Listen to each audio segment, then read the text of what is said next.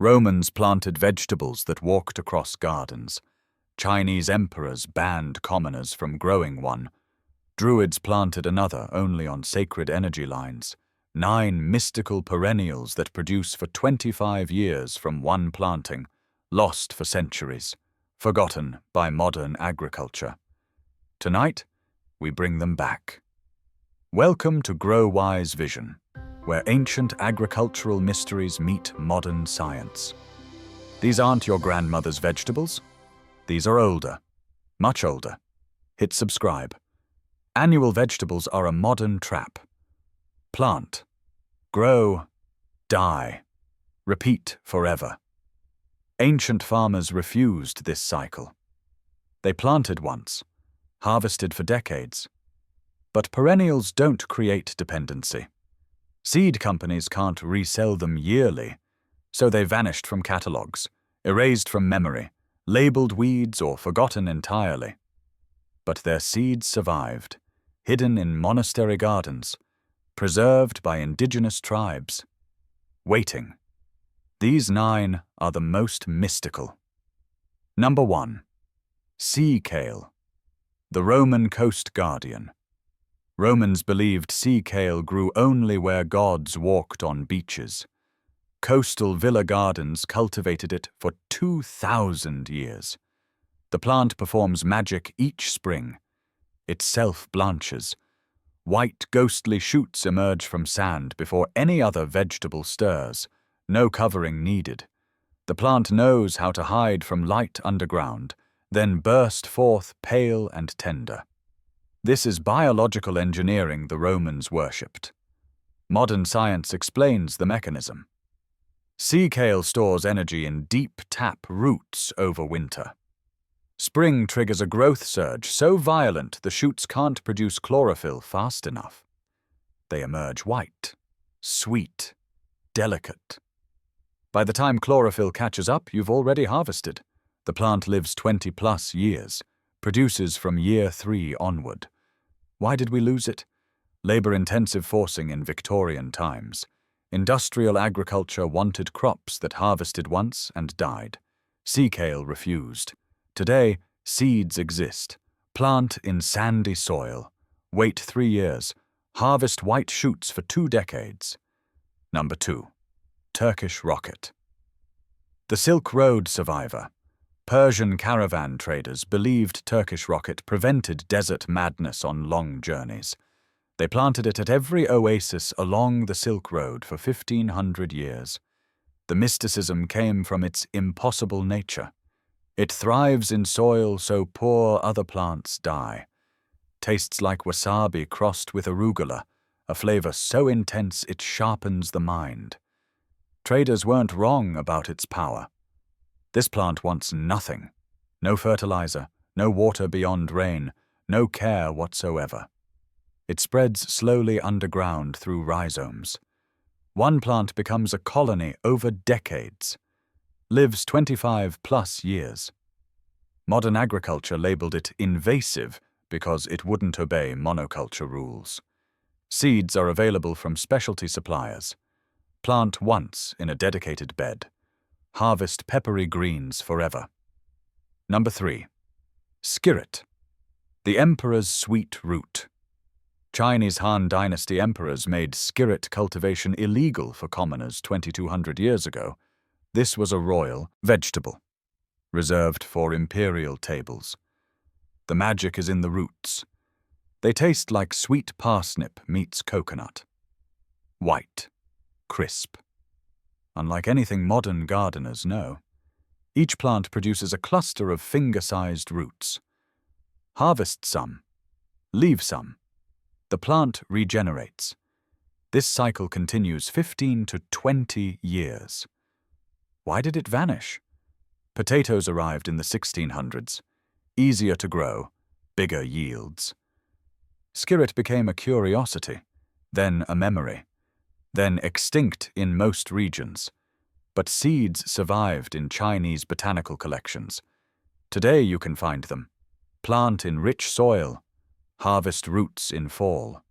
Leave the crown. Next year it returns. Sweet, mysterious, imperial. Number 4. Good King Henry. The Faerie spinach. Medieval Europeans believed Good King Henry was a forest spirit. They left offerings near the plants for protection. The real magic is timing. This perennial emerges before any other spring green. When winter still grips the land, Good King Henry sends up shoots, the first fresh food after months of storage crops. Pre-Roman Celts knew this. Vikings cultivated it. For 2,000 years, it marked the end of hunger season. The plant lives 20+ years. Leaves taste like mild spinach. Shoots can be cooked like asparagus. Modern agriculture abandoned it because spinach was easier to commercialize. Annual spinach fits into industrial growing schedules. Good King Henry operates on its own ancient calendar. Seeds exist in heirloom catalogues, plant in partial shade, harvest shoots in early spring. The Fairy King provides for decades. Number 5. Caucasian spinach. The mountain climber. Georgian monastery monks grew this at altitudes above 6,000 feet for over 1,000 years. They called it the climbing green that brings you closer to heaven. Literally. This is the only perennial climbing leafy green that exists. It grows 10 feet tall, up rocks, up trees, up monastery walls. Monks harvested while climbing, a spiritual and practical act combined. The leaves taste like mild spinach. The plant lives 25+ years in cold climates, requires freezing winters. This is why it vanished from commercial agriculture. Warm growing zones can't support it. Mechanization can't harvest a climbing plant, so it faded from everything except remote mountain gardens. Today, cold climate gardeners can find seeds. Plant near a trellis or rock wall. Let it climb. Harvest while ascending. The monks were right. It does bring you closer to something. Number 6. Tree onion. The self-planting wanderer. Ancient Egyptians believed these onions walked to find fertile ground. They were right. This plant literally walks across your garden. Here's how. It grows a tall stalk. At the top, instead of flowers, it produces baby onions, bulblets. These get heavy. The stalk bends. Tips over. The bulblets touch soil and root. New plants grow. The original plant dies. The babies mature. Produce their own top bulbs. Tip over. Walk again. This continues forever. 3,000 years of documentation. Egyptians connected it to Osiris, the god of rebirth and eternal cycles. The plant embodied immortality. Modern grocery stores couldn't sell something this weird. Can't mechanize a walking vegetable. So it became a curiosity, but it never went extinct. Gardeners kept it alive. Plant one bulblet today. It walks forever. Harvest the bulbs. Harvest the greens. It never stops giving. Never stops walking. Number 7. Lovage. The Roman love potion. Romans added lovage to love potions believing Aphrodite blessed the plant. Every villa garden grew it for 2,500 years. The mysticism came from its intensity. One plant tastes like concentrated celery mixed with something indefinable, something powerful. Modern science found compounds similar to celery but magnified 10 times. One leaf flavors an entire soup. One plant produces enough for 20 people. The Romans weren't making love potions. They were concentrating flavor in an era before refrigeration. Intense herbs lasted, preserved food, made stale grain edible. Lovage was survival hidden in mythology. The plant grows 6 feet tall, lives 20 to 25 years. Each spring it returns larger. Why did we lose it?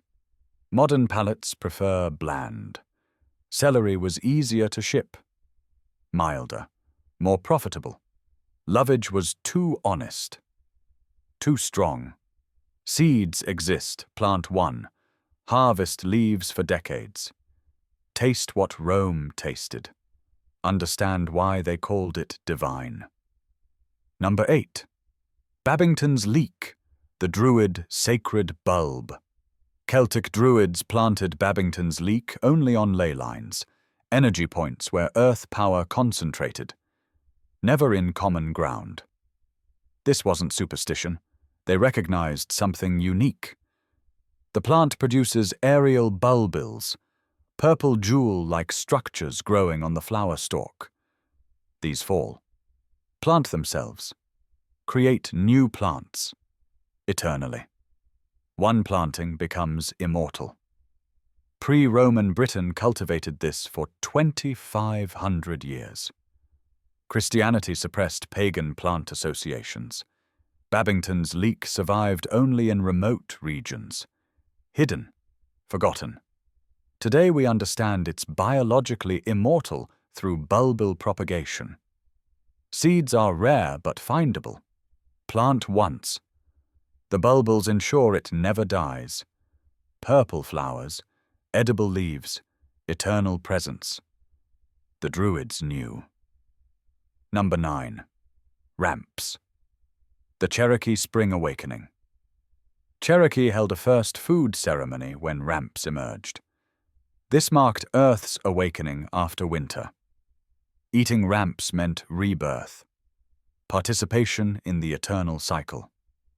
3,000 years of Appalachian indigenous culture centered on this moment. The plant's magic is timing. It's the first green to push through snow. Tastes like garlic crossed with green onion. Intense. Alive. The flavor carries spring in every cell. Ramps form vast underground colonies. One plant becomes thousands over decades. Lives 20+ years in the wild. Longer when cultivated. Modern restaurants over-harvested them for trendy menus. Populations crashed. The Cherokee were right to treat them as sacred. What's sacred requires restraint. Today, ethical foragers and gardeners can buy nursery-propagated bulbs. Never wild harvest. Plant in shade. Wait 3 years. Harvest 1 leaf per plant. Let the colony grow. In 20 years you'll have abundance. Sacred abundance. The kind that requires patience. 9 perennials. Plant this year. Harvest for 25 years. No replanting. No resowing. No yearly seed purchases. This is how agriculture worked for 10,000 years before corporations needed annual customers. The mysticism wasn't superstition. It was reverence. Reverence for plants that outlived their planters, for vegetables that witnessed generations, for food that became family. These aren't crops. They're companions. They watch your children grow. They feed your grandchildren. They remember when you're gone. Immortal vegetables. Ancient power. Your garden. Forever. If this revealed vegetables you never knew existed